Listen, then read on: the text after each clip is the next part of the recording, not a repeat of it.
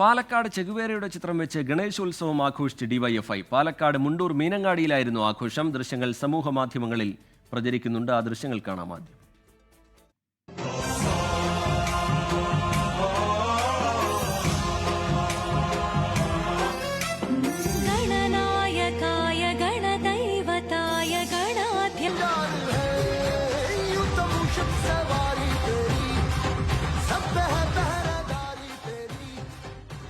ശ്രീകുമാരൻ വിവരങ്ങളുമായി പാലക്കാട്ട് നിന്ന് ചേരുന്നുണ്ട്. ശ്രീതി, സമൂഹ മാധ്യമങ്ങളിലൊക്കെ ഈ ദൃശ്യങ്ങൾ വലിയ രീതിയിൽ പ്രചരിക്കുന്നുണ്ട്. എന്താണ് സംഭവം ശ്രീതി?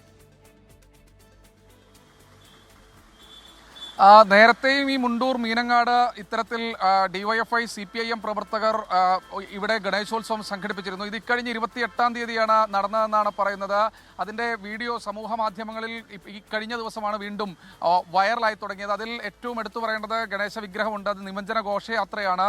അത് എത്രയോ കിലോമീറ്ററോളം സഞ്ചരിച്ചതിന് ശേഷം പറളിപ്പുഴയിലാണ് ഈ ഗണേശ വിഗ്രഹം നിമജ്ജനം ചെയ്തിട്ടുള്ളത്. CPMന്റെ ബ്രാഞ്ച് സെക്രട്ടറി അടക്കമുള്ള ആളുകൾ ഇതിൽ പങ്കെടുത്തു എന്നാണ് പറയുന്നത്. നൂറുകണക്കിന് ചെറുപ്പക്കാരാണ് ഈ ഗണേശ വിഗ്രഹ നിമജ്ജന ഘോഷയാത്രയിൽ പങ്കെടുത്തിട്ടുള്ളത്.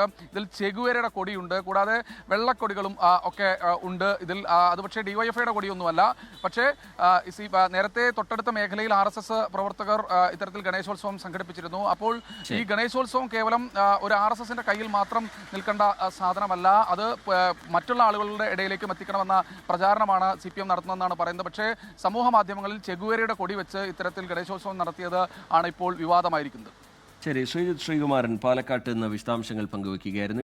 ലോകത്തെവിടെയായാലും ഏത് സമയത്തും 24 വാർത്തകളും ഓഗ്മെന്റഡ് റിയാലിറ്റി പാക്കേജുകളും എക്സ്പ്ലെയിനറുകളും വിശദമായി കാണാൻ ഞങ്ങളുടെ YouTube ചാനൽ നിങ്ങൾക്ക് സബ്സ്ക്രൈബ് ചെയ്യാം.